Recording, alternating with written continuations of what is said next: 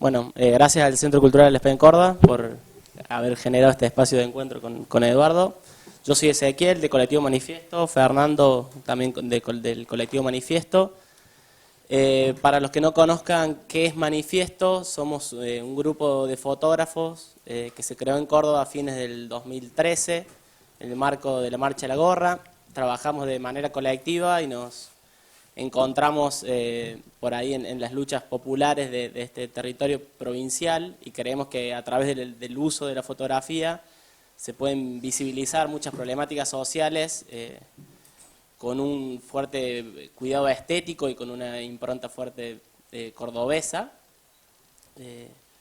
Que trabajamos de manera colectiva, somos un grupo interdisciplinario, venimos de la fotografía, del cine, de la comunicación, del periodismo, del diseño gráfico, y por ahí aprovechamos esa interdisciplinariedad para enriquecer el trabajo mutuo. Hacemos ediciones colectivas y pretendemos que, bueno, cada vez ofrecer una mejor fotografía para esas luchas sociales que por ahí no se caracterizaban por tener imágenes cuidadas en lo estético. En ese lugar fue que conocimos primero el trabajo de Eduardo y después tuvimos la suerte y el gusto de conocerlo a él también. Y con él surgió la oportunidad de discutir cuál es el rol de la fotografía documental en ciertas circunstancias, en ciertos contextos que son noticiosos, pero que no se reducen al fotoperiodismo, ¿no es cierto? Así que, bueno, queremos hacer el eje de esta charla en eso. Así que, bueno, presentate, ya te toca a vos por tu parte. Sí. Bueno, mi nombre es Eduardo Sotera, soy fotógrafo de aquí de Córdoba. Aquí en Córdoba era contador público. Me fui de viaje hace muchos años y en ese viaje fue que empecé a hacer fotos. La gran mayoría de mi carrera la hice en Medio Oriente, entre Israel y Palestina. También viví muchos años en España. Y bueno, me interesa la fotografía, particularmente la fotografía documental. He también participado de experiencias colectivas muy parecidas a Manifiesto, por eso me identifiqué muchísimo con los chicos, sobre todo en Israel y Palestina, que fundé con unos compañeros un grupo que se llama Active Stills, que sigue funcionando y que tiene el mismo carácter de pertenecer a movimientos sociales que intentan cambiar la situación, ¿no? Así que eso, más o menos. Bueno, yo soy Fernando, como les dijo el S, y un poco me gustaría contarles cómo decidimos que fotografía y realidad y otras ficciones iba a ser el eje de la charla.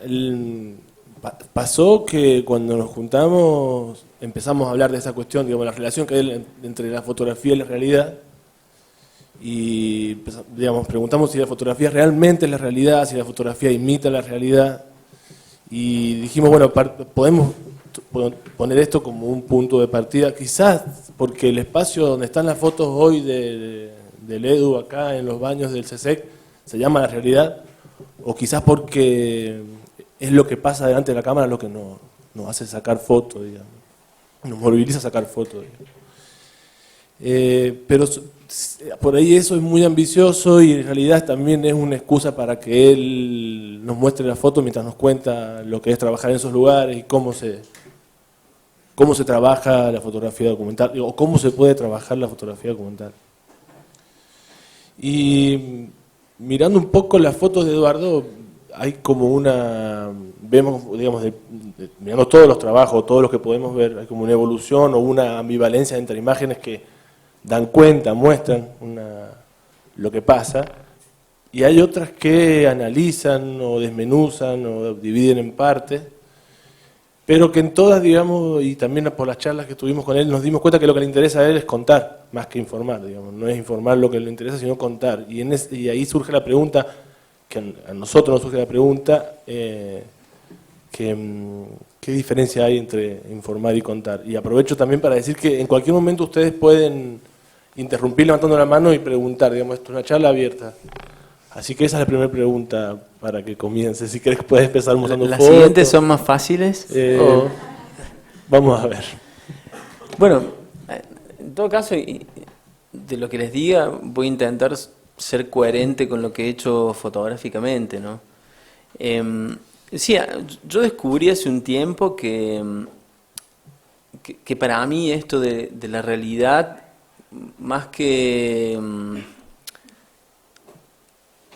un campo de trabajo, un objetivo, me suena a nombre de estancia, ¿no? Más que otra cosa. Y me di cuenta que a mí la realidad me aburre. Por lo general, lo que podemos llegar a considerar la realidad, que generalmente es descripta por la fotografía, por la prensa, ¿no? Sí me di cuenta que lo que me interesa, más que informar y que ser exacto en lo que estoy viviendo, me interesa mucho ser subjetivo, ¿no? Me interesa ser subjetivo y me interesa que a mí se me vea en la foto que estoy tomando. Creo que esto, y esto es una de mis tantas contradicciones, yo a la hora de trabajar suelo ser muy ortodoxo, ¿no? Tengo un gran respeto por la realidad.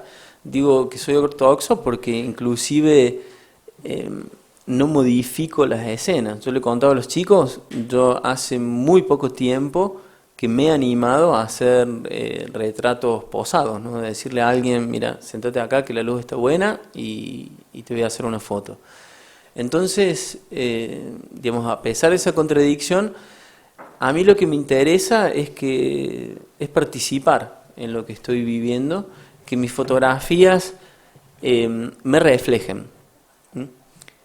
Y un poco las fotos que hemos elegido con los chicos y que he elegido para mostrar tienen que ver con todas estas dudas, todas estas preguntas que a mí me fueron suscitando mientras yo trabajaba en la Franja de Gaza.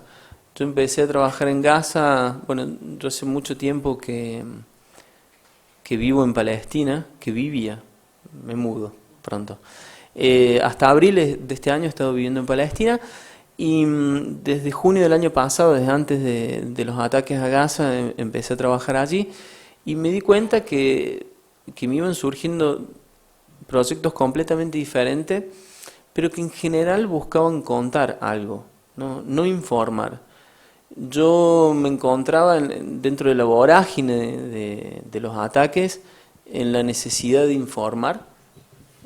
Lo digo como una necesidad porque realmente era una especie de catarsis. Todos los días me llamaba alguna radio de Argentina para que hablase gratis, por supuesto. Vale decir que Eduardo era el único reportero, si se puede decir así, que estuvo en Gaza cuando se dio inicio al fuego el año pasado, en julio, en la incursión israelí en territorio de Gaza. Sí, la primera semana estuvo el chico este que no me acuerdo cómo se llama, de CQC. Estuvo en la primera semana. Sí, y salió horrorizado. No sé, che, pero calculo sí, que según sí. lo que contaba, sí. Seguro que sí. Pero bueno, así no pierdo el hilo que se me va muy fácilmente. Les decía, en eso sí informaba, sí contaba lo que veía como una especie de catarsis, pero al mismo tiempo, a la hora de trabajar, y creo que esta era la ventaja de no estar trabajando para alguien, trabajaba con completa libertad, me di cuenta perfectamente cuáles eran mis límites,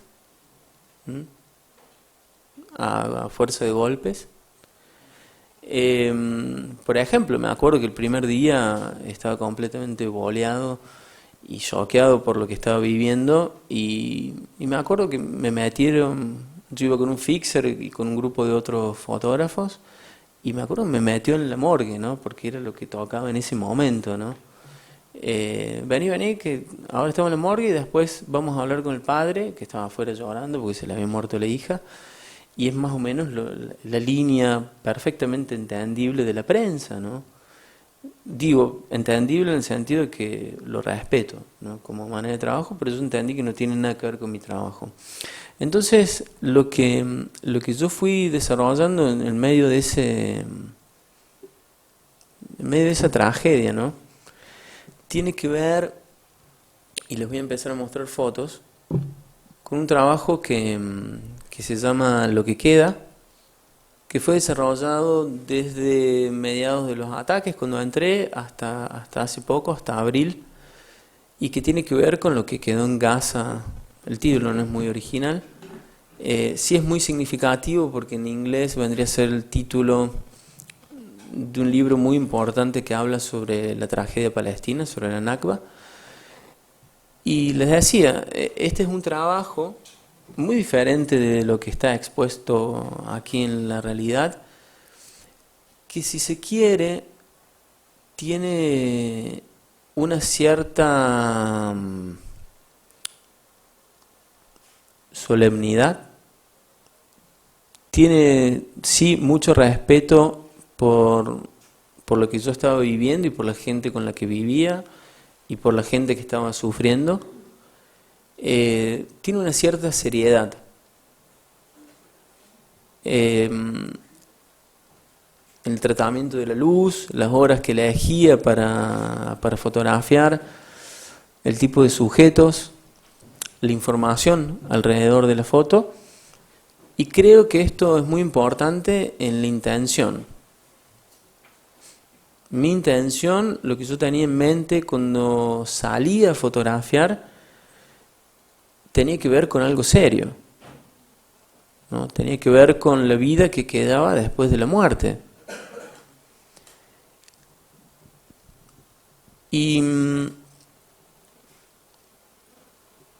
este trabajo me parece hasta el día de hoy necesario, ¿sí? Pero tiene que ver, todavía no he respondido lo de contar informa.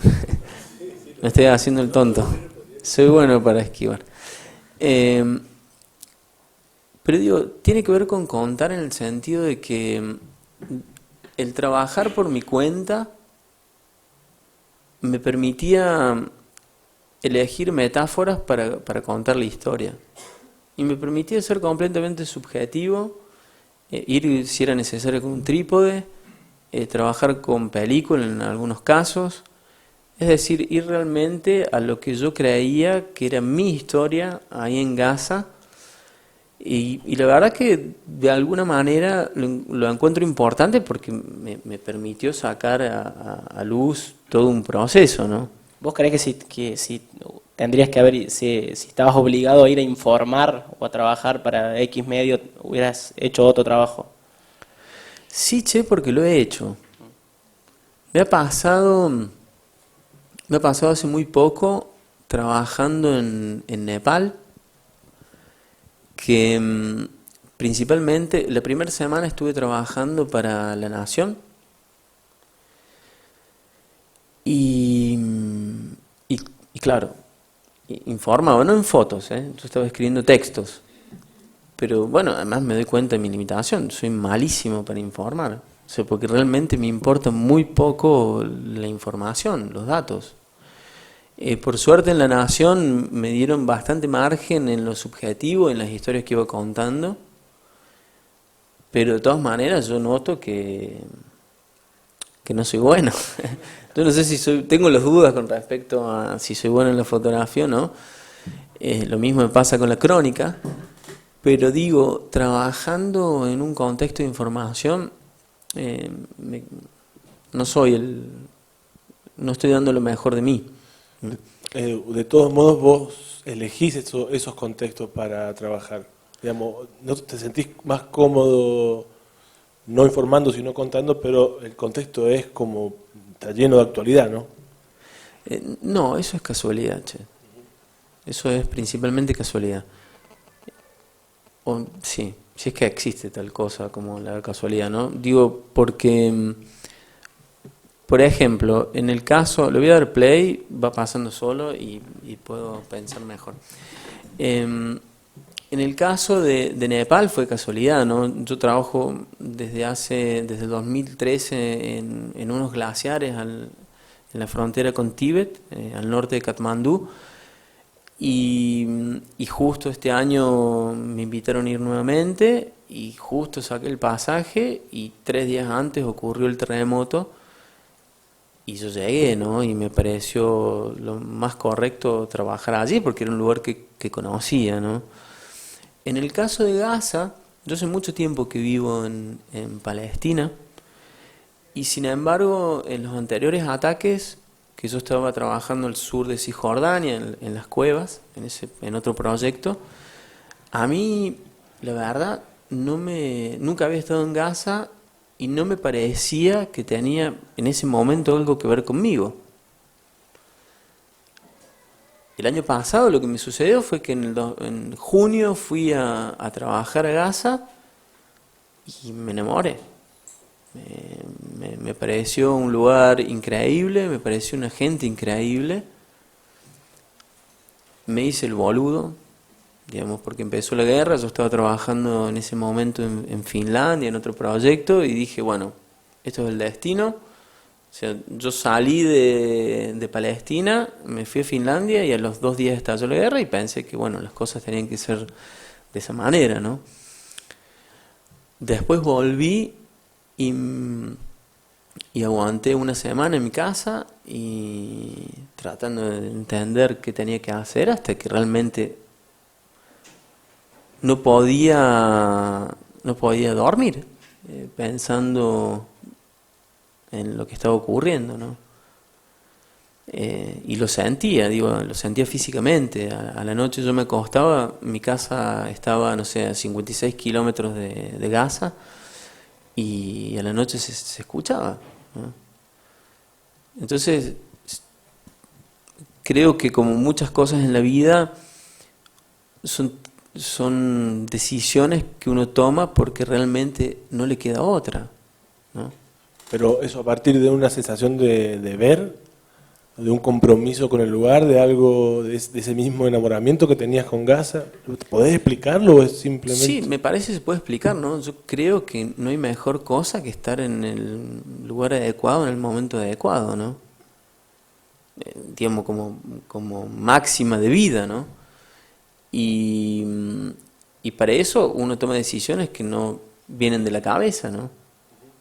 Y para mí el ir allí venía de otro lugar. Tenía que ver con esto, que era un lugar que me gustaba mucho, pero además tenía que ver con un intento de, si se quiere, acallar el dolor, ¿no? Porque es lo que me provocaba estar fuera, ¿no? Y la única manera era ir hasta el centro del dolor, ¿no? Pero esto, hablando de fotografía, es interesante porque yo les estoy mostrando estas fotos que tienen que ver con Gaza y al mismo tiempo... si yo tengo que definir un proyecto mío que haya hecho, que habla particularmente de mi interés, de la parte de la realidad que a mí me interesa, es un proyecto que vengo desarrollando hace varios años en Suiza, que es un contexto completamente diferente, ¿no? O sea que para mí... No me quiero adelantar a la pregunta porque la tienen escrita, no. Pero es un concepto que para mí es muy importante, que es la idea de intersticio, ¿no? Que es la idea de pequeños espacios o pequeñas grietas en esta gran superficie que podemos llamar la realidad, en donde queda gente atrapada o hay gente que decide habitar ese espacio y hacen de ese espacio su mundo. Explorar esos mundos me interesa muchísimo, tanto que diría que la fotografía y la escritura terminan siendo una excusa para vivir esas vidas, ¿no? El proyecto en Suiza tiene que ver con algo que nada que ver, que es la cultura del tiro al blanco.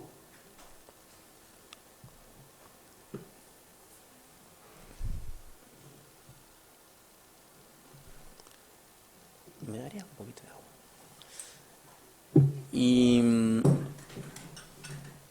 Y claro, es un contexto completamente diferente de lo que estamos hablando, ¿no? Un contexto tan dinámico, tan de noticias como puede ser Gaza, ¿no? También creo que lo vamos a explorar de nuevo cuando les muestre las otras fotos sobre Gaza y tiene que ver con las fotos expuestas aquí, que dentro de ese contexto de noticias, lo que me interesa fotografiar no es exactamente noticias, ¿no? Es eso.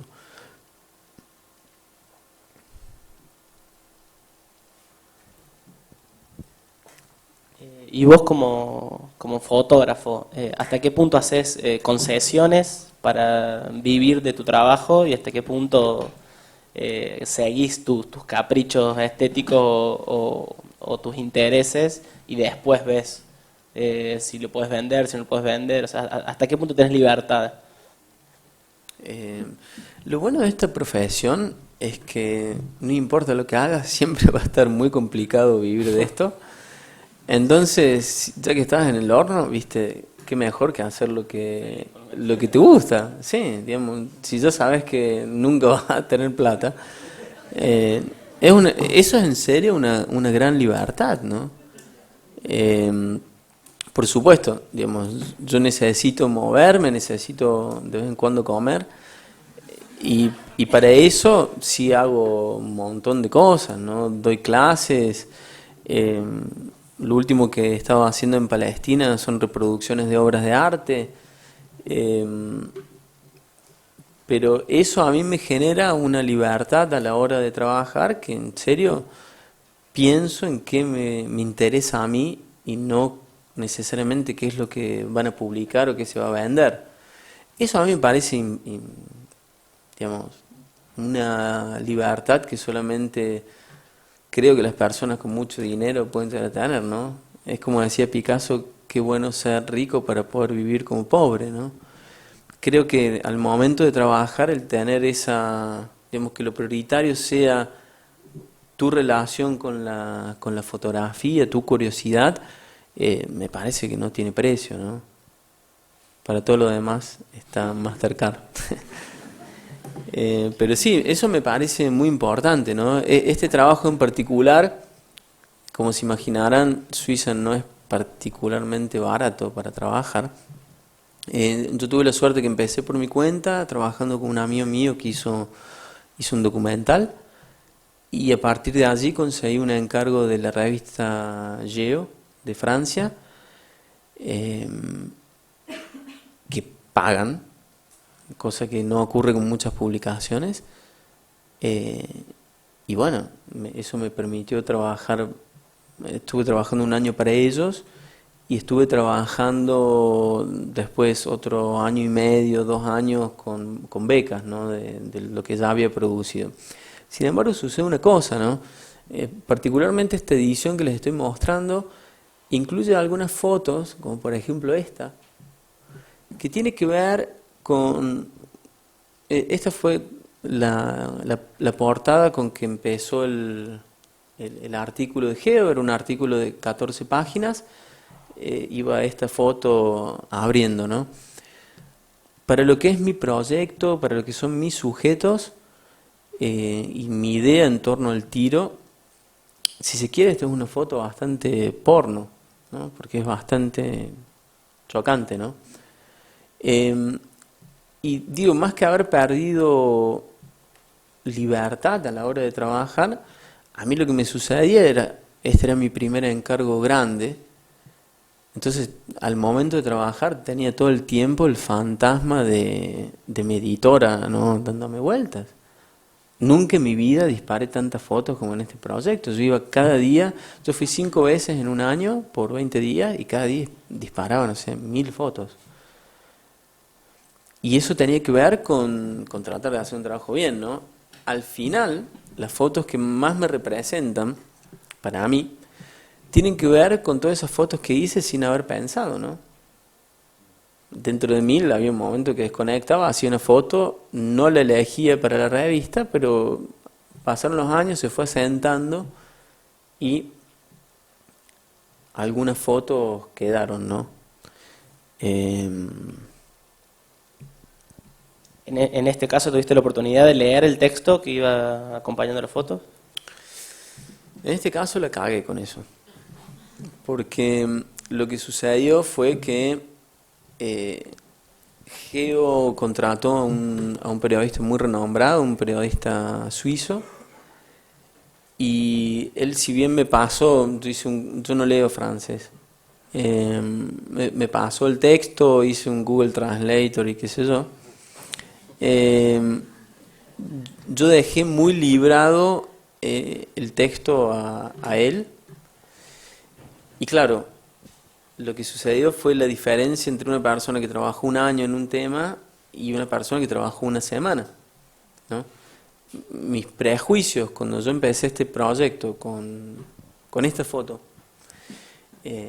los prejuicios que yo tenía en torno al tiro, la gente con armas, etcétera, eran grandísimos, ¿no? O sea, me parecían que estaban completamente locos. Para hacer trabajo documental, y creo que muchas veces contar tiene que ver con eso, para mí, sin enamorarte de tu tema y de tus sujetos, es imposible, ¿no? Entonces mi visión evolucionó muchísimo a tal punto de acumular varias capas de contradicciones, ¿no? En lo que es mi trabajo, lo que me parece muy bueno. Volviendo a esto de contar o informar, yo creo que el rol de la... Hay que desconectar el teléfono. Perdón. Yo creo que el rol de la fotografía documental tiene que ver, no tanto, yendo más allá de lo de contar, no tanto en explicar algo, sino más bien en ayudar a formular ciertas preguntas, ¿no? En este caso en particular, para mí la pregunta clave tenía que ver con qué es ser pacífico, cómo construimos un país ideal, ¿no? Y qué representan las armas, ¿no? Entonces me parece que en ese sentido, y en general, es lo que yo trato de buscar con mis proyectos. Yo te quería hacer una pregunta sobre el trabajo. ¿El tema lo propones vos o te lo imponen en el encargo, digamos? No, el tema este es un proyecto mío, es Tuyo, una idea que surgió con un amigo. A mí me gusta mucho leer enciclopedias y cosas no importantes, ¿no? Es en lo que me especializo. Y con un amigo que estaba viviendo en Suiza, un amigo cordobés, estábamos buscando algo para hacer juntos y leímos en Wikipedia que el deporte nacional en Suiza era el tiro. Y a partir de ahí, bueno, él hizo un documental, yo hice este trabajo. ¿Por qué vos siempre ponés como ejemplo este trabajo para hablar de los intersticios que decís, digamos? Porque es extraño encontrar en un país como Suiza, que es siempre neutral, o tenemos esa idea idílica de Suiza, y que aparezca esta cultura tan arraigada del tiro. ¿Eso para vos constituye un intersticio? Totalmente, totalmente, porque inclusive dentro de Suiza, este es un mundo desconocido para mucha gente. Por eso me pareció tan interesante. Para mí, lo interesante del intersticio tiene que ver con que hay gente para la cual eso es su vida, y es su sistema de referencia, y es su universo. En el caso del tiro, es a donde van a comerse el asadito el fin de semana, ¿no? En el stand de tiro. Eso a mí me parece fantástico, y me parece muy interesante para explorar con la fotografía. Tiene que ver también con... Es realidad, pero es evidentemente una lectura muy transversal de la realidad, ¿no? Una manera muy particular de contarlo. Por supuesto, me ocurre muchas veces que me hacen encargos de fotografiar cosas que nada que ver, ¿no? Yo le contaba a los chicos, yo cuando estuve en Nepal estuve una semana trabajando en la calle, haciendo mis fotos que salieron publicadas en Anfibia, en Buenos Aires, y escribiendo para La Nación. Y la segunda semana recibí un encargo de la revista de Los Angeles Times para fotografiar a un cuerpo de élite de bomberos de Los Ángeles que ha venido a ayudar a Nepal con 50 toneladas de equipo recontra especializado, y fue una embole.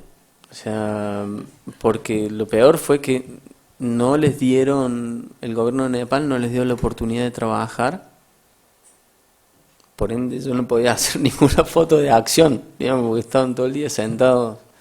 Pero sí, digamos, es interesante cuando estás en un lugar al cual estás corriendo algún riesgo para ir a trabajar y alguien te pide que hagas algo relacionado con fotografía. Es claro, es muy interesante, más allá que el tema no sea la pasión de tu vida, ¿no? A veces el encargo es una buena musa, ¿no? En el caso de Suiza, ¿vos crees que no se cuidó a la gente con la que trabajaste? Sí, este es un tema que a mí a partir del golpe que recibí en la publicación de este trabajo, entendí eso, ¿no? En esta publicación no, digamos, no había un correlato entre lo que yo creía y el punto de vista que había desarrollado trabajando tanto tiempo en este mundo del tiro y lo que salió publicado finalmente, ¿no? No por mala onda, sino tiene que ver con el tiempo que vos pasás dentro de este mundo, ¿no? Del tiro. Y ahí me di cuenta que esto tiene que ser una máxima de trabajo, la regla número 1, ¿no? Vos cuando hacés fotografía documental, hay mucha gente que en serio te abre su vida, ¿no? Te abre su intimidad. Vos le sacás fotos disparando con una 9 milímetros y eso lo tenés que proteger, ¿no? Es en serio una relación y la tenés que cuidar. Tus sujetos tienen que estar siempre tratados con respeto. Claro, es fácil hablar de respeto y de empatía en un proyecto como el de Gaza, en gente que acaba de perder su familia, su casa, su esperanza, su pierna, pero es mucho más jodido hablar de empatía en un contexto en el cual es un contexto facha, ¿no? El mundo del tiro en Suiza, ¿no? Entonces ahí me parece que es interesante repensar tu trabajo. También para mí Suiza representó un punto de inflexión en mi carrera, ¿no? Yo hasta ese entonces venía haciendo proyectos de fotoperiodismo, de fotodocumental en extensión. Había estado trabajando con 2 compañeros, fue un proyecto de 1 año, yo estuve 6 meses trabajando en México, documentando el camino de los migrantes centroamericanos a través del territorio mexicano. Y que era, si bien un fenómeno, y sigue siendo un fenómeno poco explorado por los medios de prensa, se ata a una realidad de prensa, ¿no? De noticias. En cambio esto era nada que ver, ¿no? Más que nada que ver, era mi agenda. Este son el tipo de cosas que cuando yo leo un diario, recorto y guardo, ¿no? Yo voy guardando una cosa que se llama agenda de temas en mis archivos, en la cual hay las noticias y la información más inverosímil que se pueden imaginar, ¿no? Desde cosas serias como puede ser el agua a cosas completamente ridículas, la mayoría ridículas. ¿Querés que veamos el otro trabajo de Gaza? Sí, digo, a colación de la expo que está aquí, creo que el texto que está escrito en la realidad, en la galería, es bastante elocuente. Se los cuento en caso no lo hayan leído. Y tiene que ver con, digamos, a mí lo que me pasa en Gaza es primero que me gusta mucho, me encanta vivir allí. Esto es un lujo, ¿no? Porque a mí me encanta vivir allí porque tengo la posibilidad de entrar y salir. La gran mayoría de mis amigos que viven allí están en serio hartos de vivir allí porque no pueden salir. Es una situación terrible. Y es una contradicción moral, por supuesto. Pero digo, en esto que a mí me gusta Gaza, yo notaba que por un lado ocurrían cosas terribles y al mismo tiempo ocurren cosas que son realmente fascinantes, ¿no? Gaza tiene un ritmo, la vida en Gaza tiene una música única, como puede ser, bueno, producto de una situación tan particular, ¿no? Entonces, de alguna manera me dediqué a explorar los lugares comunes en un lugar muy poco común, ¿no? Como es Gaza. Lo cotidiano, las cosas que para mí, de alguna manera, hablan de, bueno, de una visión del mundo, ¿no? Esto vendría a ser algo así como arqueología preventiva, ¿no? Las cosas que yo trataría de buscar de acá a 500 años, de lo que quede allí. Está pasando muy rápido, ¿no? Lo vamos a pasar a mano. Las cosas que yo buscaría allí como particulares para hablar de este lugar, ¿no? De nuevo, una elección de metáforas que me ayuden a entender este lugar que es realmente único en el mundo. Por ejemplo, ¿no? Estos maniquíes. Yo jamás en la vida he visto una mujer vestida así en Gaza. Creo que duraría 5 segundos en la calle.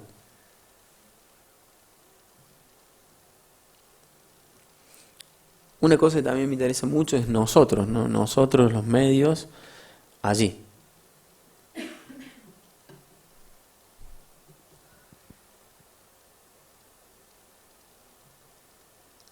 Hay como una contradicción entre la Gaza que tenemos todo en el imaginario y tus fotos, ¿no? Es que lo que pasa es que es un lugar con un sentido del humor sobre sí mismo que es increíble, ¿no? Un cinismo, un sarcasmo, y de alguna manera las fotos tratan de hablar de eso, ¿no? Algunas fueron inclusive tomadas durante la guerra. Pero sí, yo creo que me hizo entender mejor el proyecto. Es una de las fotos que está publicada aquí, que la vamos a ver en breve, que aparece un muchacho con la cara cubierta. Fue un día que yo fui a cubrir las inundaciones en Gaza, mucha gente había perdido su casa, y yo puse mi cara más seria, ¿no?, para fotografiar una inundación, y en eso veo a este chico saliendo descalzo del barro, rescatando lo poco que tenía por rescatar. Básicamente venía a ser como una villa miseria en Gaza lo que se inundó, y le quiero hacer un retrato solemne, y el tipo se tapa la cara y se empieza a reír y me dice: soy del Estado Islámico, ¿no? Por eso no puedo salir en la foto. Y realmente me causó mucha gracia, o sea, me di cuenta que exagerado estaba haciendo, ¿no? A toda esta conexión vos lo podés hacer porque sabes árabe, ¿no es cierto? A todo esto. Sí, eso... Sí, si no, no pudieras acercarte como... No, lo que pasa es que, por supuesto, es una gran ventaja hablar el idioma del lugar, ¿no? Porque puedo trabajar solo. Si tenés que ir con un traductor, pasa eso, hasta que el tipo te traduce. Es una ventaja, ¿no? Y la gente conecta de otra manera. El árabe que yo aprendí, mi acento en árabe es casi beduino, porque fue con los beduinos que lo aprendí, y con los pastores. Entonces eso, al momento de estar en la calle, me ayuda muchísimo, ¿no? Al momento de hablar en la ciudad o en un contexto más o menos académico, se me cagan de risa. Pero bueno. Entonces me parece que son esos detalles lo que termina de construir mi relato sobre Gaza, ¿no? Esta cosa tan contradictoria entre la tragedia y la vida, ¿no? Entre lo bello y lo terrible. Y nosotros, no sé si ustedes lo identifican tan rápidamente, pero esta vendría a ser claramente una periodista. Cómo nos comportamos nosotros en ese ámbito. Y cosas que tal vez podrían ser de noticias, pero a mí me parecen bastante pintorescas, ¿no?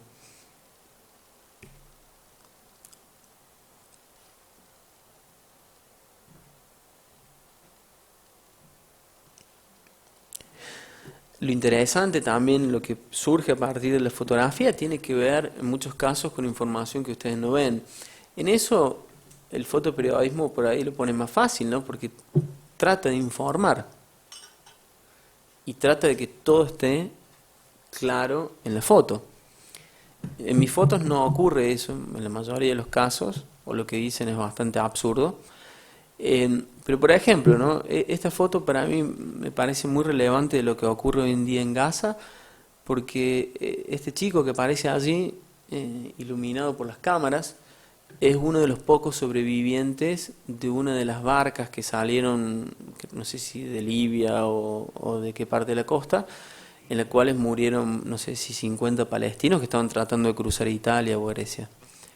Y esto es algo completamente nuevo, ¿no? Es un fenómeno terrible y nuevo para el pueblo palestino. Los palestinos antes no trataban de cruzar el Mediterráneo. Habla también del grado de desesperación que hay actualmente, ¿no?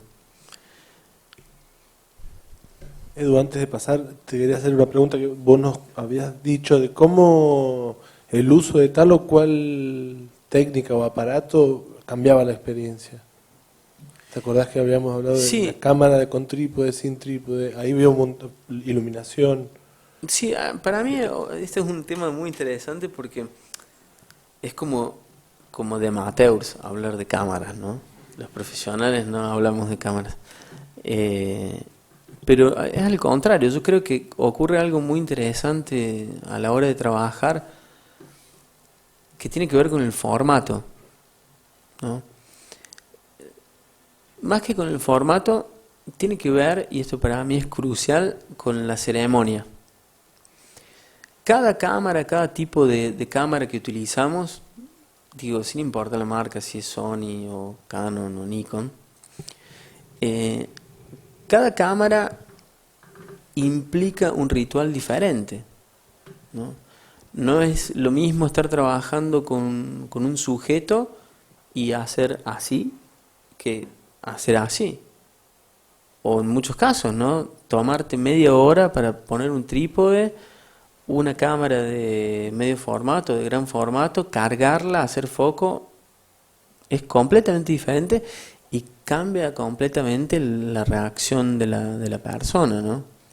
Claro, el problema de trabajar en gran formato o en medio formato es que es película y es caro, ¿no? Ese es un inconveniente en muchos casos. Pero yo me doy cuenta que en muchísimos casos, si pudiese, trabajaría únicamente con película. No por la calidad ni cómo se ve, sino tiene que ver con la posibilidad de trabajar en medio formato y cómo la gente reacciona ante eso, ¿no? A mí me ha pasado en algunos contextos que nunca había podido hacer fotos. Me pasó con los chinos. En el sur de Tel Aviv hay muchos chinos, nunca le pude hacer fotos a los chinos, iba con una cámara más o menos pequeña, ¿no? Hasta que caí con una recontra... Mi cámara de medio formato es bastante voluminosa y la gente se dejaba hacer fotos con eso. O sea que, digamos, cambia mucho el ritual y la reacción de la gente.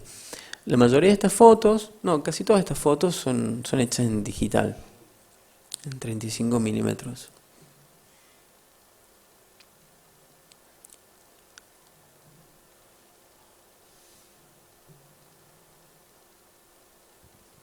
Insistimos con la posibilidad de hacer preguntas, ¿no? Es cuando uno haga la primera pregunta, todos después se largan, así que vamos, un valiente. Y nos reservamos el derecho de limitarlas. O de responder, Claro. inclusive.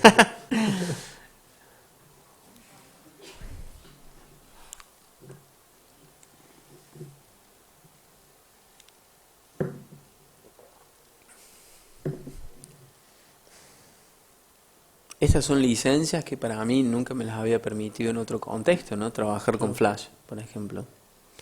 Las únicas veces que trabajé con Flash fue cuando hice bodas, Claro. ¿no? Si no, nunca se me ocurriría porque es una falta de respeto para el sujeto y bla, bla. Pero digo, es interesante, ¿no? Explorar eso. Esta era la foto de la que les hablaba. Este tipo me enseñó mucho. No hay que tomarse las cosas tan en serio, me dijo, básicamente. Y al fin y al cabo los trabajos te terminan transformando vos. Ya lo venís diciendo, creo, a lo largo de toda la charla, digamos. Terminás transformado, salís, por lo menos con prejuicios derrumbados, ¿no? Sí, o con prejuicios renovados. Renovados, claro. Confirmados. Tenía razón. Sí. Es interesante, ¿no? Es una experiencia. La fotografía es una excusa, ¿no?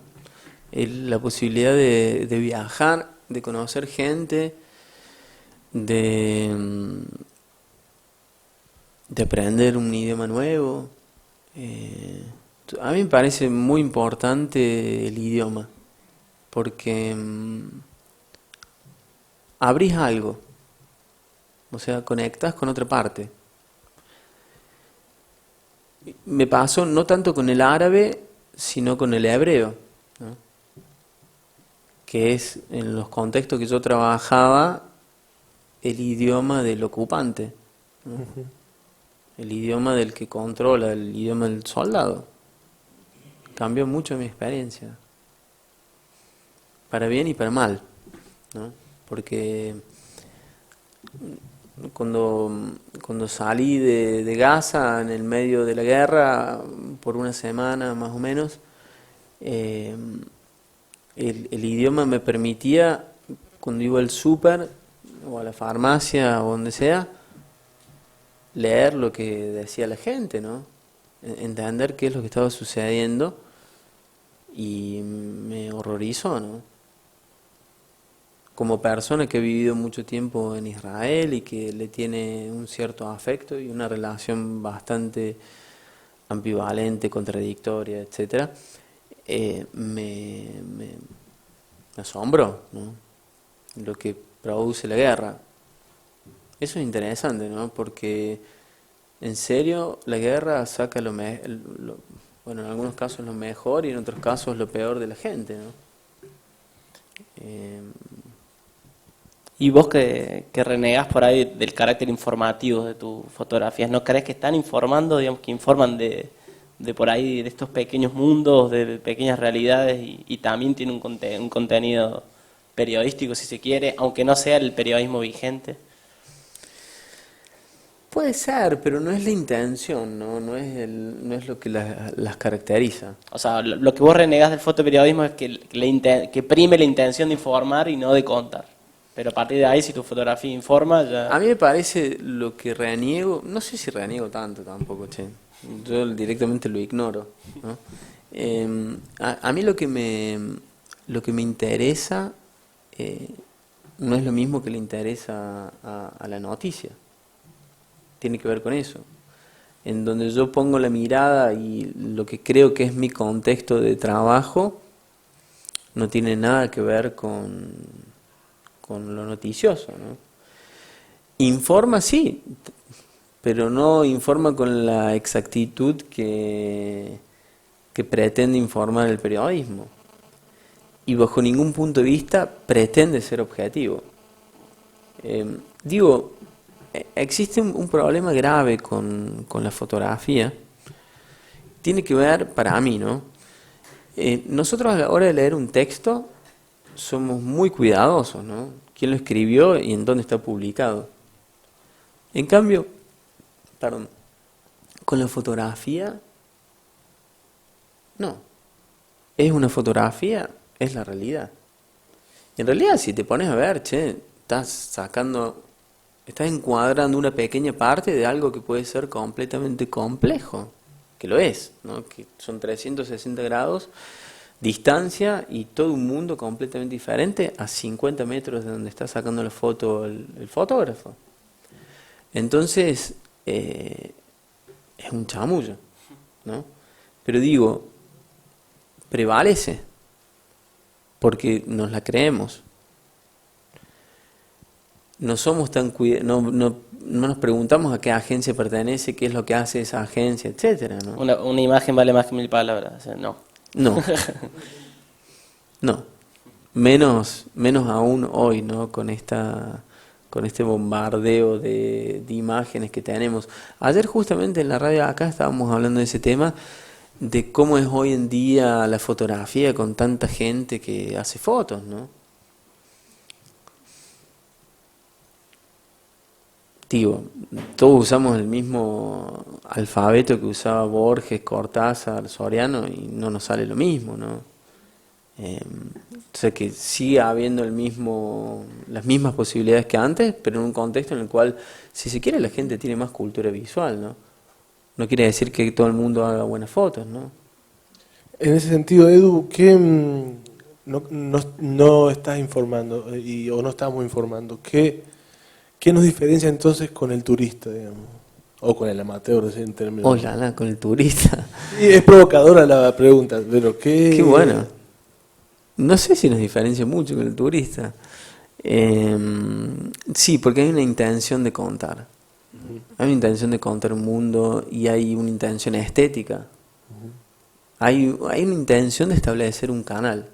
Yo cuando hago fotos no estoy pensando en mi editora.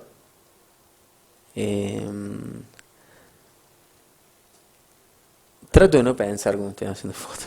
A veces me sale, a veces no. Pero sí estoy pensando y soy muy consciente de que es algo con lo cual quiero establecer un puente con alguien, ¿no? Y que esa foto en algún momento va a estar puesta en una pared o va a estar puesta en una afiche en una calle o va a estar puesta en una página web o ojalá algún día en un libro, ¿no? O sea, me interesa cómo va a ocurrir eso. O sea, soy consciente de que de alguna manera soy un nexo entre una situación y otra, ¿no? Sí, además de la relación con el sujeto, con lo fotografiado, ¿no? Sí.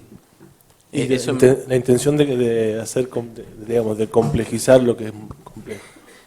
No, yo te quería consultar porque hablas de los medios de comunicación y te incluís, pero después te diferencias respecto del periodismo, de los reporteros.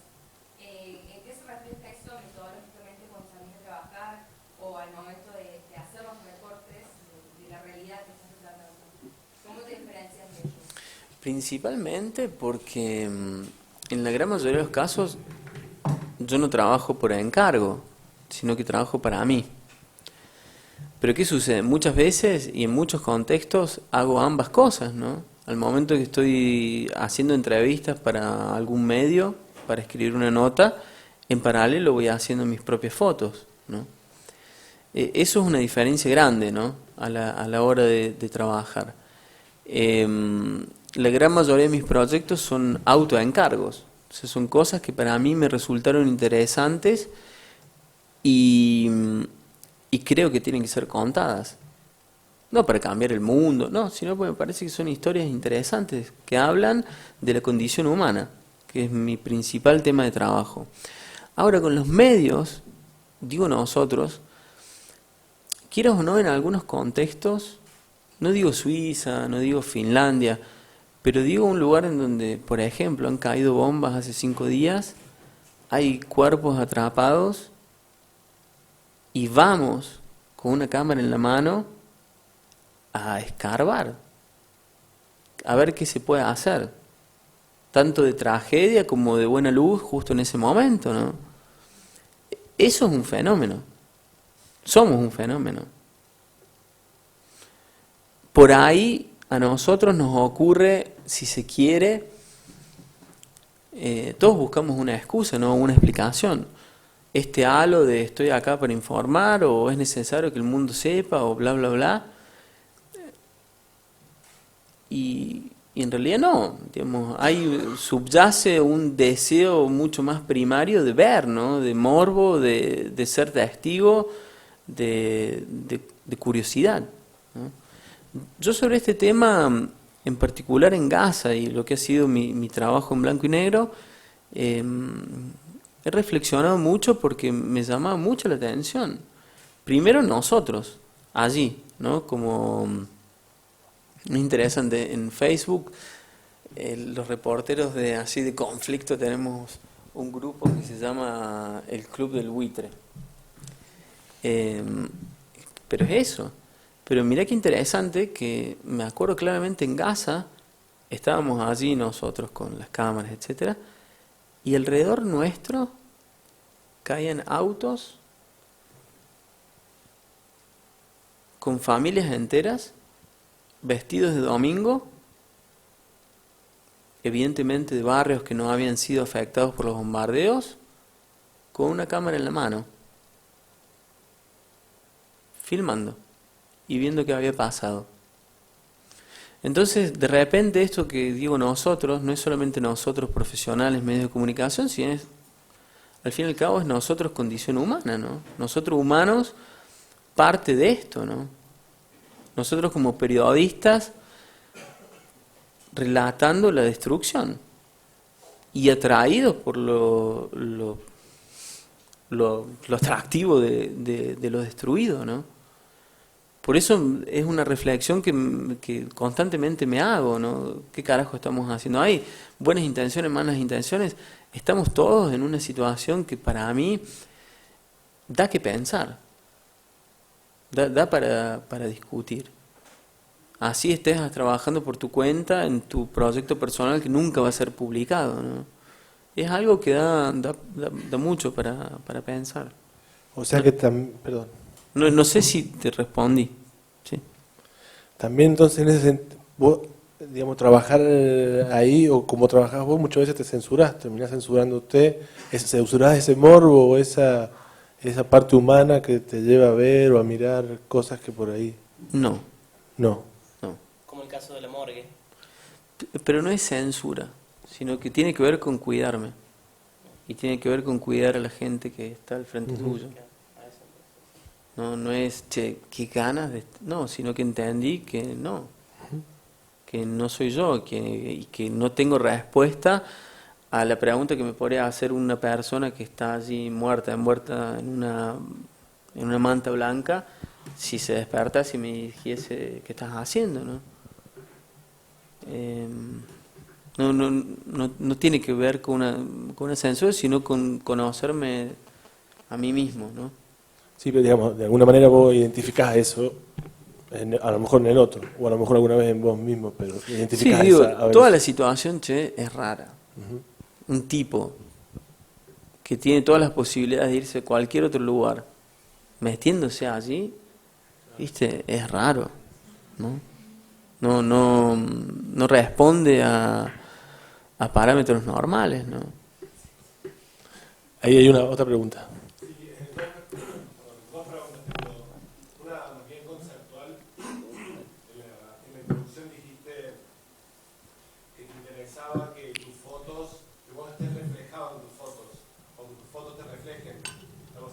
Sí. Bueno, esa es una, y la otra, ¿qué importancia tiene el proceso de edición? Y con edición me refiero al sentido antiguo, en fotografía, De elegir. Claro. Sí. ¿Qué importancia tiene el proceso de edición en lo que es finalmente la serie o el compendio que presentás, sea para un reportaje, una muestra, lo que fuera?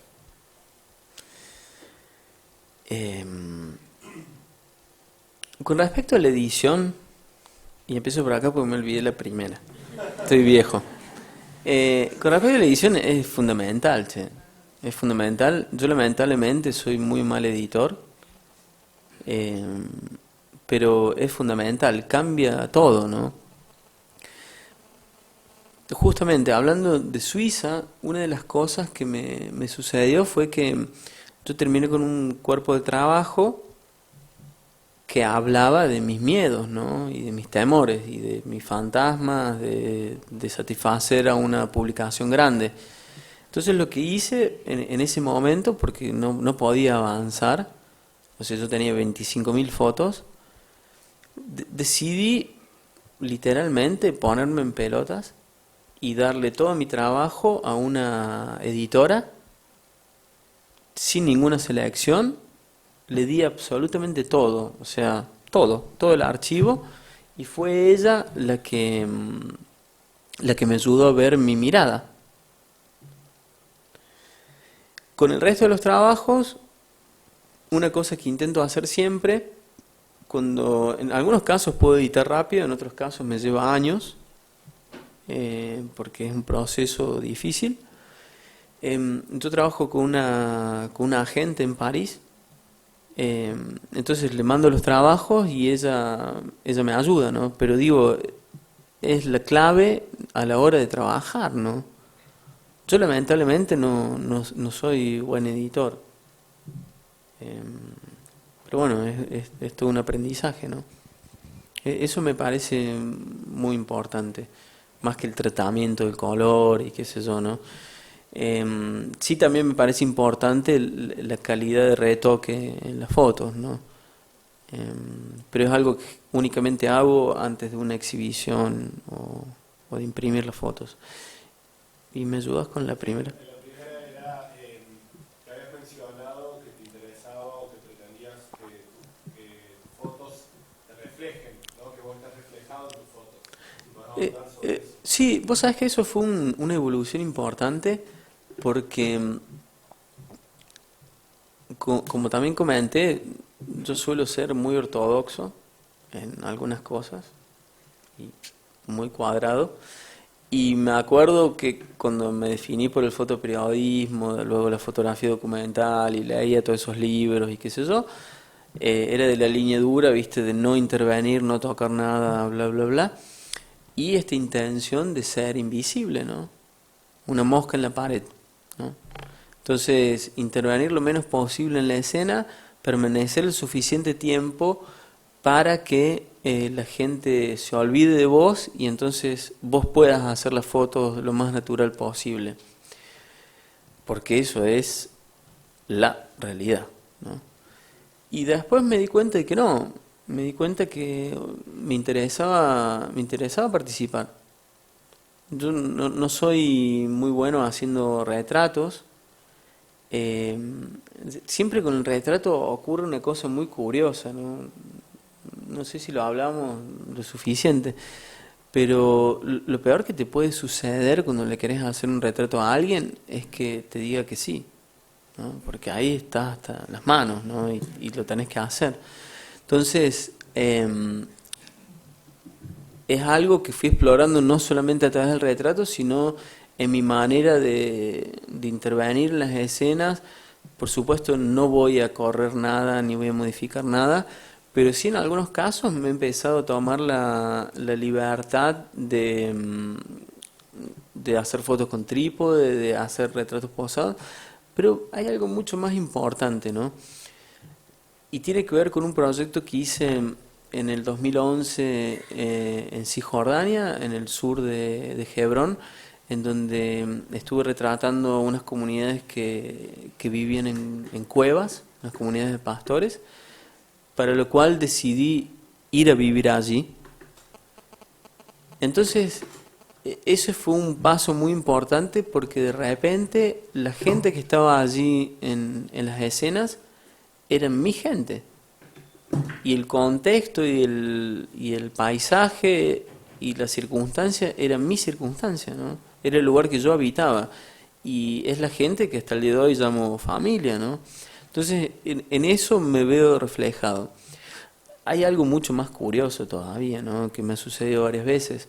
Yo estuve viviendo con una familia de pastores, 1 año y medio, y esto también tiene que ver cómo uno hace para elegir un tema, ¿no? O por qué te vas a vivir allí.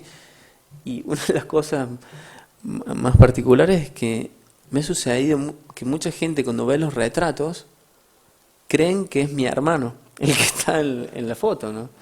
Digo, hasta se ve que hay un parecido físico, no hay una coincidencia.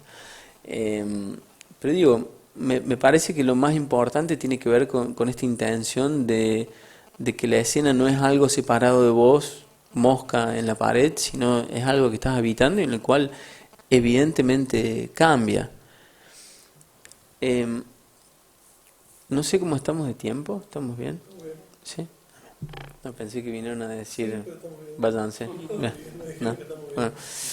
Hay una cosa muy curiosa, volviendo a los medios, relacionado con lo de Gaza, que a mí nunca me había pasado de estar en un medio en un contexto tan ampliamente cubierto como es la Franja de Gaza. Y una cosa que me pasaba era que me pasó particularmente entrando a Suyahía, que es un barrio que había sido terriblemente bombardeado, con un amigo mío también documentalista. Vamos a hacer fotos un día, primer día que la zona se despejaba, el ejército se había retirado de allí. Estábamos dentro de una casa y yo hacía fotos a la gente que estaba recuperando sus cosas y todas las fotos estaban buenas. Digo, todas las fotos, mis sujetos estaban haciendo exactamente lo que yo quería que hiciesen. Yo sin decir una palabra, ¿no? Y me llama la atención. No había luz, no podía hacer foco y sin embargo tenía el tiempo de hacer la foto. La expresión, el lugar donde se colocaban, la actitud. Dije, bueno, me volví un súper fotógrafo. Y lo hablé, me acuerdo que salí de allí, lo hablé con mi colega y me dice, sí, me pasó lo mismo. Y tenía que ver con que estábamos con sujetos que estaban altamente acostumbrados a estar con fotógrafos, ¿no? Es triste, ¿no? Pero esta gente ha estado más cerca de la portada del New York Times que nosotros, ¿no? Entonces eso también es un límite, ¿no? Es un límite al cual no llego, ¿no? Esas fotos no forman parte de mi trabajo, ¿no? Porque hay algo que no estaba funcionando. Entonces me parece que es encontrar un límite para mí, ¿no? No digo que así tiene que ser siempre, en el cual te podés mover cómodo, ¿no? Eso que decías me hizo pensar que también a veces sacamos fotos creyendo que estamos, digamos, sin saber que lo que estamos buscando viene de alguna convención o de algún, eso que vos hablabas de mi editora, trato de no pensar en mi editora, o estoy en el rol de fotoperiodista y trato de, o sea, por ahí es inconsciente y trabajamos en base al rol que estamos desempeñando, ¿no? Sí, sí, totalmente. Hay una frase muy interesante de Eugene Richards que decía, Eugene Smith, que decía, ¿cómo me voy a atener a las reglas si yo no las escribí? ¿No? Me parece que bueno, sí, nosotros de alguna manera estamos con toda una serie, con un decálogo de lo que está bien y está mal como fotoperiodistas. Yo intento, digamos, primero intento no pensar a la hora de trabajar. Creo que el momento que uno empieza a pensar cuando está haciendo fotos es cuando todo se va al tacho. Es una contradicción interesante, ¿no? Digo, por un lado, a la hora de trabajar un tema, si bien, primero, antes que nada, uno tiene una cierta manera de trabajar que trata de respetar, sumado al conjunto de fantasmas de la ocasión, ¿no? Tu editora, la publicación, el alquiler a fin de mes, etcétera, ¿no? Y luego de eso hay un tema que vos venís desarrollando en el cual te estás gastando tu dinero, estás poniendo tu energía, has estudiado muchísimo, conoces un montonazo, te has vuelto un experto en el tango finlandés, pero a la hora de trabajar el trato tiene que ser, el momento que vos pisás el terreno, te tenés que olvidar absolutamente de todo lo que sabes. Porque la fotografía tiene que ver con otra cosa completamente diferente. La fotografía tiene que ver con ver, ¿no? Saber mirar.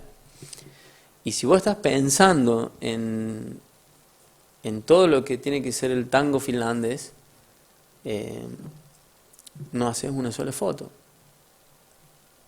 Eso me parece también un punto muy interesante, ¿no? De la fotografía es como el arte del tiro con arco en Japón, ¿no? En el cual uno trata de llegar al centro sin pensar en el centro, ¿no? Sí.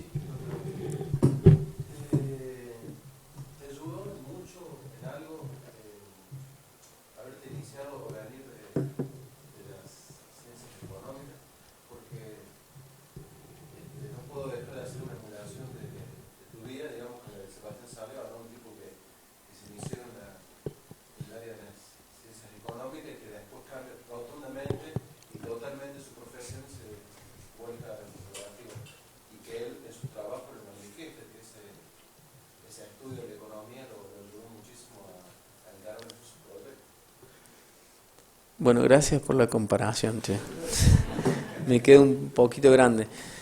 Mira, te diría que me sirvió para entender qué no voy a volver a hacer en la vida, principalmente.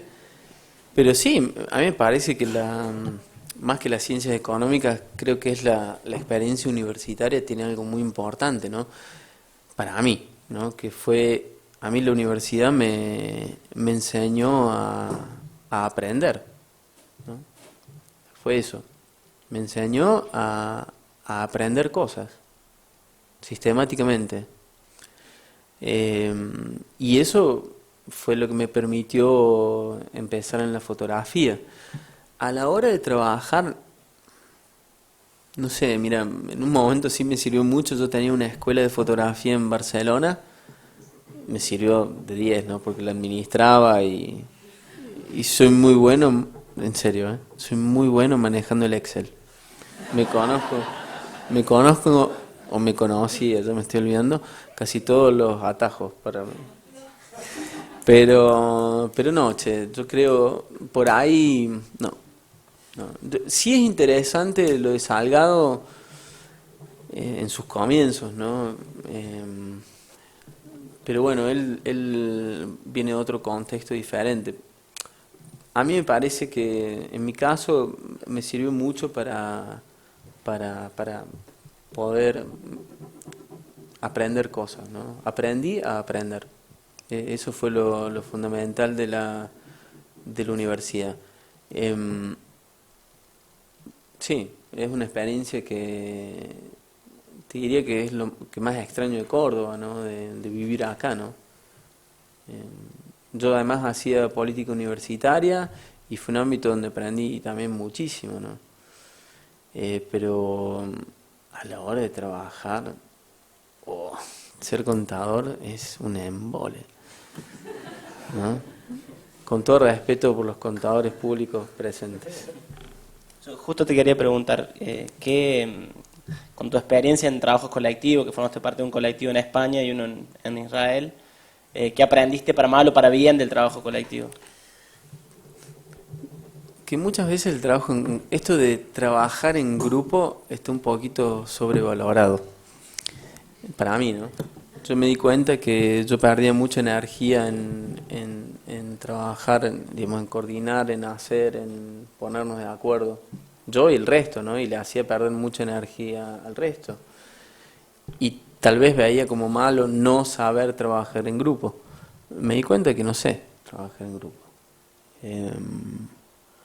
Sí me interesa la experiencia colectiva si se produce una sinergia, ¿no? Que el resultado de lo que produce el conjunto es mayor que la suma de las partes, ¿no? En ese sentido me parece que lo importante es explorar de estar en un grupo. Yo no creo haber aportado mucho esa sinergia. Y por otro lado, en particular lo que a mí me pasaba en Israel con la gente de Active Steels es que de repente a mí la realidad, que era lo que ellos retrataban todos los días, frenéticamente, y esto es realmente admirable lo que hacen, ellos están, colegas míos, desde hace 10 años en absolutamente todas las manifestaciones que se producen en Israel, que son muchas, Israel-Palestina. A mí me dejó de interesar, ¿no? Pero decía, como positivo y como anhelo de lo que tiene que ser, a nosotros, lo que nos aportó la experiencia colectiva es que nos ayudó mucho a apaciguar esas incertidumbres típicas y completamente naturales que se producen a la hora de empezar en una profesión como esta, ¿no? Es como que realmente nos dábamos ánimo y fuerza entre nosotros a la hora de trabajar. Claro, te animás a mostrar el trabajo, que otro te lo opine. Sí, yo me acuerdo cuando fundamos Ruido en Barcelona, éramos básicamente un grupo de jóvenes que nos juntamos alrededor de una mesa con una botella de vino y fotos impresas a discutir, ¿no? Qué es lo que había hecho cada uno. Eso tiene un valor impresionante. Para mí era la primera vez. Yo estudié fotografía y por eso fue tan importante, ¿no? Yo estudié fotografía encerrado en una biblioteca en el norte de Israel, casi en la frontera con Líbano. Mi compañera en ese momento, con quien estuve 10 años, estaba estudiando cine y yo estaba o en la biblioteca o en el cuarto oscuro, en el laboratorio, y no veía a nadie. O sea, no hablaba con nadie de fotografía. Entonces de repente estar en un ámbito en el cual le podía mostrar mis trabajos y escuchar qué opinaban, me cambió la vida, ¿no? ¿Pero crees que es particularmente difícil trabajar colectivamente en fotografía? ¿O en general? Mira, Porque te lo pregunto para que... si uno parte de la base de que el matrimonio de por sí, que son dos personas, es difícil, la familia es difícil, lo colectivo, la experiencia colectiva es difícil, ¿no? Y me parece que uno tiene que, pasada la incertidumbre, se tiene que hacer la pregunta de ¿realmente estoy colaborando a generar esa sinergia? ¿O simplemente esto es la suma de mis fotos más la foto del otro más la foto del otro, ¿no? Eso me parece que tiene que ser la pregunta clave. Y por otro lado, digo, no está mal que alguien no sepa trabajar en grupo, ¿no? Pero muchas veces se pone, ¿no?, como una cualidad. ¿Sabe trabajar en grupo? Sí, no. Y sí, y está un poco sobrevalorado algunas veces, ¿no? Por eso creo que uno lo tiene que ir explorando. Es una cosa fantástica, me parece, como para arrancar, y a partir de ahí, bueno, yo me hice la pregunta y la respuesta fue no sabe trabajar en grupo. Sí, en realidad era sobre todo porque la fotografía en sí está medio concebida como un acto hiperindividual. Y bueno, nosotros al menos desde Manifiesto sí nos hemos enriquecido y consideramos que nos hemos vuelto mejores fotógrafos a lo que empezamos, aprendiendo del otro, ¿no es cierto? Y por ahí desprendiéndonos de la propiedad de la fotografía como una, bien o como una mercancía o como una propiedad del fotógrafo, para hacerlo algo colectivo. Me parece que por ahí iba la pregunta. A mí en ese sentido me parece muy bueno, ¿no? Digo, uno de los problemas graves de la humanidad, vamos a hablar de cosas serias ahora, de cualquier actividad, ¿no? Tiene que ver con el ego, ¿no? Y con identificarse con las cosas. Y de alguna manera el estar con otras personas te ayudan a ponerte en la situación de desprenderte, ¿no?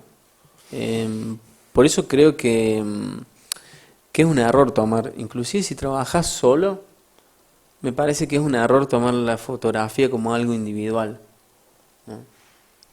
Suena bien, ¿no? Esto de ser un lobo solitario y de estar por el mundo y bla, bla, bla. Pero en realidad no es así, ¿no? Vos dependés, inclusive laburás solo, ¿no? Yo dependo de un montón de gente que es con la que me da la energía para poder hacer mi trabajo, ¿no?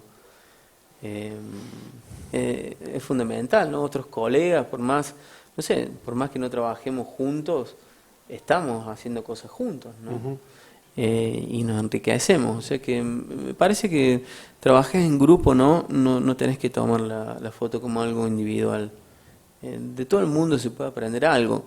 Te lo decía, ¿no? Este tipo que cuando yo me quise hacer el serio, se puso la gorra en la cara y se cagaba de risa. Me hizo entender de que no hay que tomarse las cosas tan en serio, ¿no? Edu, había una pregunta por ahí. Sí.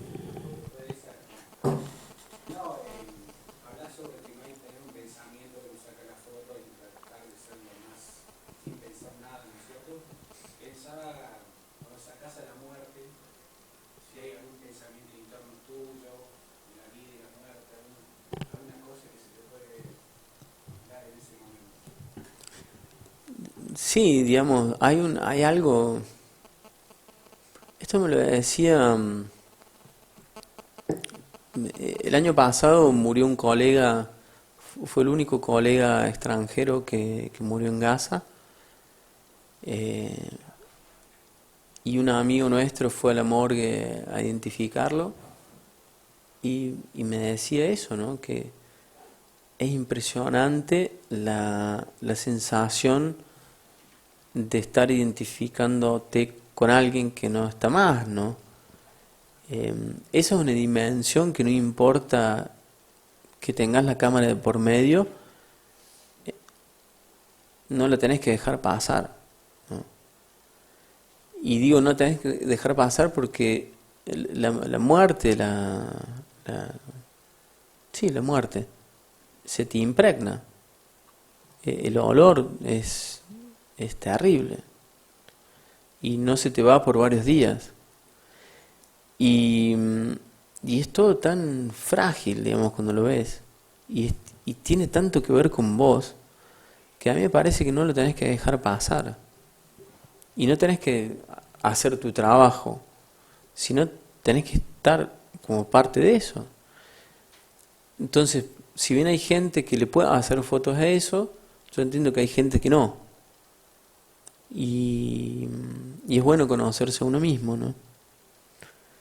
A mí, como lo decía hace un rato, la experiencia de la muerte me hizo pensar en qué le podría contestar yo a una persona que le estoy haciendo una foto así indefensa, ¿no? Si se despierta y me dice algo.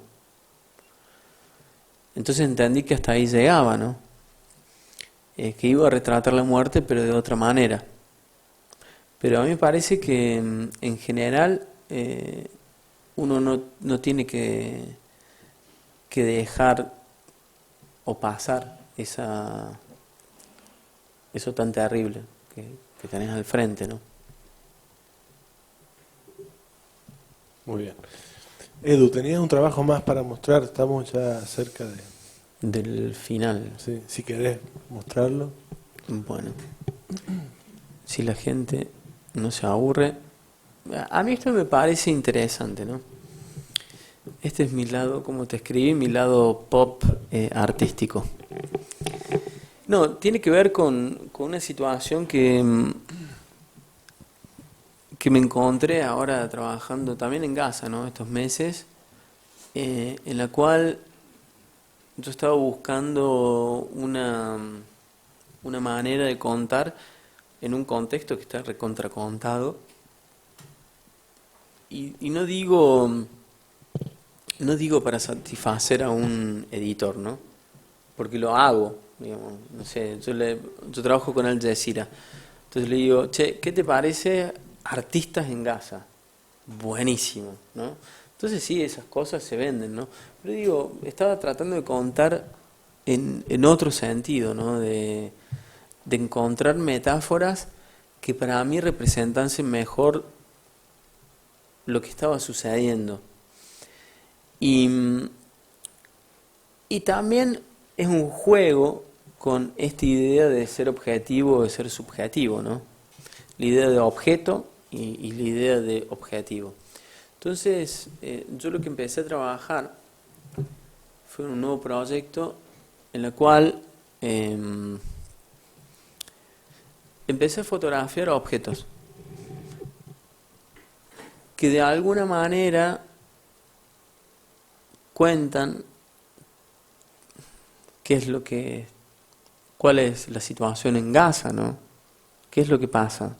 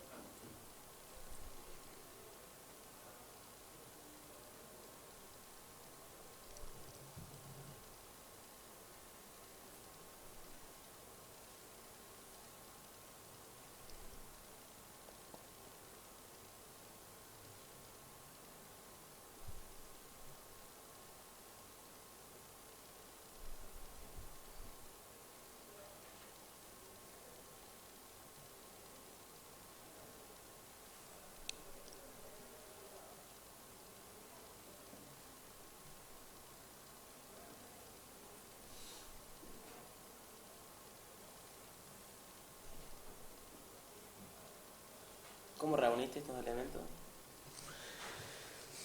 No, Raoni, o sea, lo iba haciendo en cada lugar que los encontraba. Andar por la calle con bombas, así estén vacías, no se ve muy bien desde el aire, así que no me corre el riesgo. Pero bueno, sobre lo que fui trabajando, ahora les empiezo a contar, porque primero quiero que vean las imágenes. Yo lo que me encontré primero fue que yo quería hablar sobre el síndrome postraumático. En Gaza, más que síndrome postraumático, es un síndrome continuo de trauma, porque ocurre todo el tiempo. Y me encontraba con que no había gran cantidad de información. Primero por tabú, segundo porque jamás no quería que se hablase de eso. Digo tabú porque para la gente ir al psicólogo, digo acá, ¿no? Hay gente que le decís ir al psicólogo y te dicen, si yo no estoy loco, imagínense así. Y entonces estaba buscando la manera de contar eso, ¿no? Y una de las cosas que me decía un psiquiatra es que una manera de ver cuánto la población está en trauma tiene que ver con el consumo de Viagra y de Tramadol, que es un psicotrópico que se usa tanto por cuestiones sexuales como para pasarla bien. Recuerden que no hay alcohol en Gaza, ¿no? Y es una sociedad muy reprimida. Entonces, primero empecé con el tema de las drogas ilegales, de nuevo en un contexto en el cual no se habla de eso, no hay drogas, no hay drogadictos supuestamente.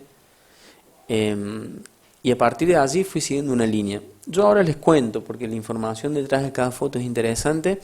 Esto que ven aquí es la ración diaria que todavía siguen recibiendo, la ración diaria de comida, los 100.000 desplazados internos que tiene Gaza. Reciben un plato de comida de este tipo para 2 personas. ¿Qué son desplazados internos?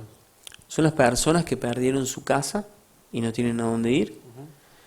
En Gaza, durante la guerra, estábamos hablando de 500.000, prácticamente 1/3 de la población. Hoy en día son 100.000 que siguen alojados en la Escuela de Naciones Unidas. Esta es una prótesis fabricada en Gaza. Esta es una casa de sueño, una casa ideal diseñada por una mujer que en este momento ya hace casi un año, que está viviendo en el aula de una escuela con su familia. Esta es una granada de fabricación casera en Gaza. Estas son drogas ilegales, tramadol, secuestradas por la policía. Esto es interesante porque habla también mucho de la cultura de Gaza. El precio del tabaco aumentó en un 300% desde que acabó la guerra.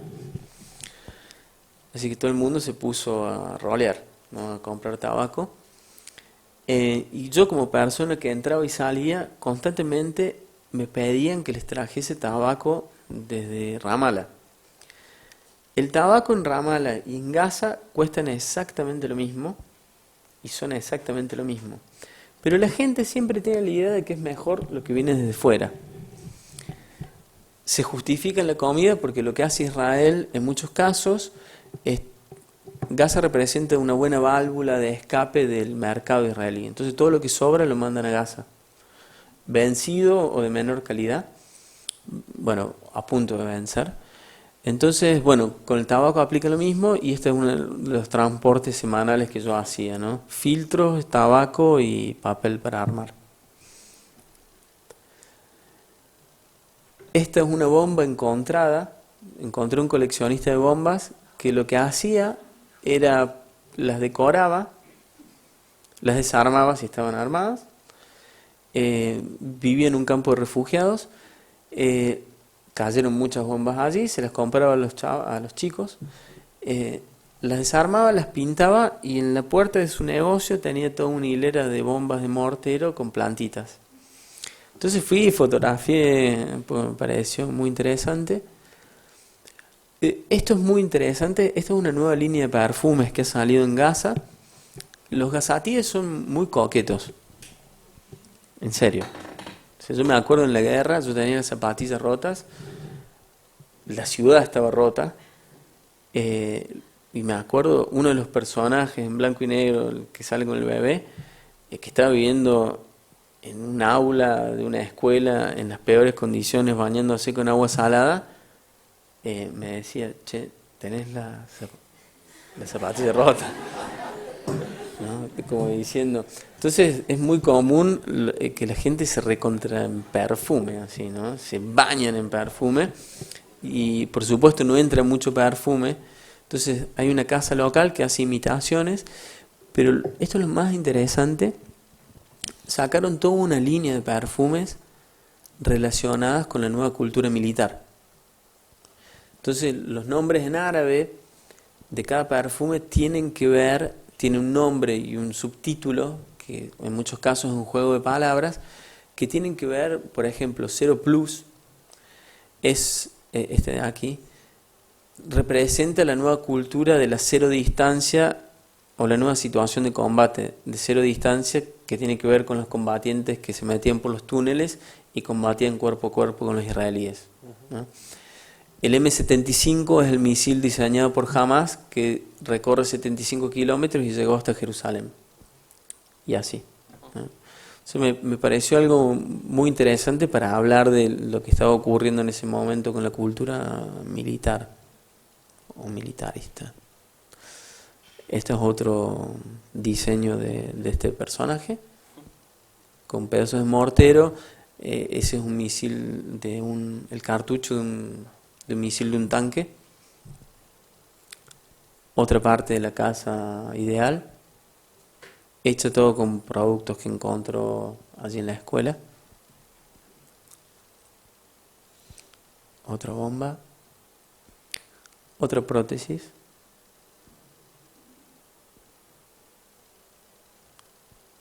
Otras drogas, bueno, esto es el tramadol. ¿Ilegal? Sí. Hay una versión legal, pero que uno tiene que pedir con receta. Y hay una versión ilegal. Hoy en día cada pastilla se venden $5 cada una. Pero es parte de lo que sucede, ¿no?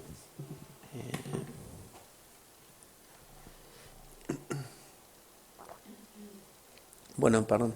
Este es el artista de las bombas. Y este es el plato. Esto de aislar los objetos de contexto es como la forma más efectiva de disparar preguntas, ¿no? ¿Te parece? A mí me parece también un juego, ¿no? Con esto de ser objetivo, ¿no? Pero sí, a mí me parece que es una buena manera de disparar preguntas y una buena manera de introducir toda una situación que ha quedado, de la que muy poca gente habla, ¿no? Excepto cuando salen las noticias, cuando muere alguien, ¿no? Pero esto es lo que está ocurriendo actualmente, esto es lo que quedó luego del cese el fuego. ¿Había una pregunta? Sí, yo te quería consultar, vos le hacés, digamos, en un comienzo quizás hablar que lo haces por una necesidad personal al hecho de reflejarlo de un lugar más subjetivo, digamos, a todo lo que fuiste a vivir, todo lo que con lo que te encontraste. Pero, bueno, más allá, digamos, de lo que cada uno pueda pensar con respecto a lo objetivo, a lo subjetivo, me parece que tiene que ver con un parámetro que tenemos nosotros, lo que queremos consumir y lo que los medios nos dan como lo objetivo. Digamos, yo con respecto a eso te quería preguntar si vos no considerás que lo que vos haces es, en paralelo con lo que hacen los chicos del manifiesto, a mí me parece que es como un acto político, un acto social, el hecho de romper con el parámetro de lo que la gente quiere consumir y de lo que el medio le vende y ese círculo vicioso que hay con el morbo. Como si vos no lo considerás así, aunque vos lo veas de un lado muy humilde a tu trabajo, si no lo podés ver como un acto mínimamente revolucionario, el hecho de salir de ese lugar común y de ese lugar de comodidad que tiene el fotógrafo y el periodista. No sé, che, si es para tanto. No, No, digo, para mí no tiene que ver con la humildad. No. Me refiero que para mí tiene que ver también con por qué para mí es importante la fotografía y lo que me enamoró cuando vi aquella primera fotografía en el 99, ¿no? Tiene que ver con eso, tiene que ver con ser coherente con eso y respetarlo, y al mismo tiempo me parece que tiene que ver con sincerarte y darte cuenta que no podés ser objetivo, no lo sos nunca. Yo cuando elijo ir a Gaza estoy eligiendo no ir al sur de Israel a contar cómo caen los morteros de los misiles de Gaza. Y es una decisión que tomo. Me parece una caradurez que algunos medios, bueno, hacen lo que pueden, ¿no? Pero vendan que son objetivos porque publican fotos de los dos lados. No sé. Eso por un lado, ¿no? Y por otro lado, creo que esto de buscar nuevas maneras tiene que ver también con mantener viva la llama, ¿no? Y mantener vivo el amor por lo que haces. Como base de todo eso, a mí me parece que, no sé si revolucionario, creo que no, pero creo que la fotografía en sí tiene que ser un acto político, lo es. Y no digo un acto político como algo revolucionario y cambiar el mundo, sino como una expresión humana que tiene que ver con el arte de lo posible, ¿no? Con el intentar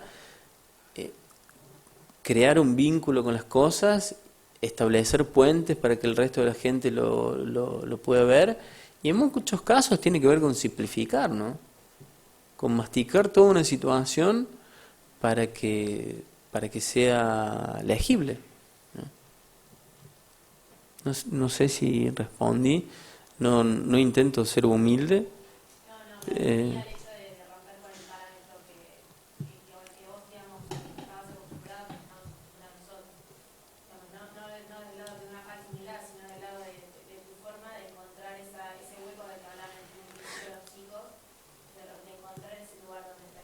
A mí, mira, una cosa que a mí me pasa y que yo noté a partir de mi experiencia en Gaza es que, y lo digo en general en mi vida, es que me animé a hacer lo que me gusta. Hay un proyecto que les prometí a los chicos y al final lo traje, pero se los cuento. Yo cuando estaba en Gaza, yo cuando terminó la guerra y me podía levantar a las 4:30, que es cuando más o menos empezaba la luz, a hacer fotos, porque durante la guerra era muy difícil, yo me dediqué sistemáticamente, y hasta abril, a documentar estaciones de servicio. Creo que no lo traje porque no puedo justificar por qué carajo me dediqué a hacer esas fotos, ¿no? Y lo hacía con películas, sé que gasté mucho dinero en el proyecto, pero digo, tiene que ver con que de repente me empecé a animar a hacer lo que a mí me gusta, ¿no? Eso para mí es una ruptura, ¿no? No lo que tengo que hacer, no lo que es documental y tal vez puede ser sexy para un editor, sino con lo que a mí realmente me gusta visualmente, ¿no? En lo que encuentro placer. Es una experiencia nueva, ¿no? Mira, tengo 40 y recién ahora me animo a hacerlo. Así que me parece que mientras antes uno empiece, mejor. Eso es revolucionario. Eso es una... No, es una pavada de las tantas No, que pero hago. sí, yo creo que pero parte digo, sí. para mí, en mi universo a veces es un tanto cuadrado, es un paso adelante, ¿no? Sí, pero imagínate un mundo en el que todos hiciéramos solo lo que nos gusta. Por ahí está bueno, Por ahí no, ¿no? por ahí no. Bueno, mirá, estamos en y la cosa no va muy bien, o sea que digo, ya que vamos a estar sufriendo, al menos que sea Claro, con gusto, ¿no? sí. Bueno, si no hay más preguntas, tenemos que empezar a cerrar. Yo quiero agradecerles porque digamos, que hayan venido así tanta gente y que hayan participado, la verdad que es muy lindo. Sí, por supuesto, el espacio por convocarnos y a Eduardo por estar de acuerdo con que estemos acá. Así que, Gracias ¿no hay más a ustedes. preguntas? ¿Nada? Bueno. Sí, muchísimas gracias, realmente un gusto.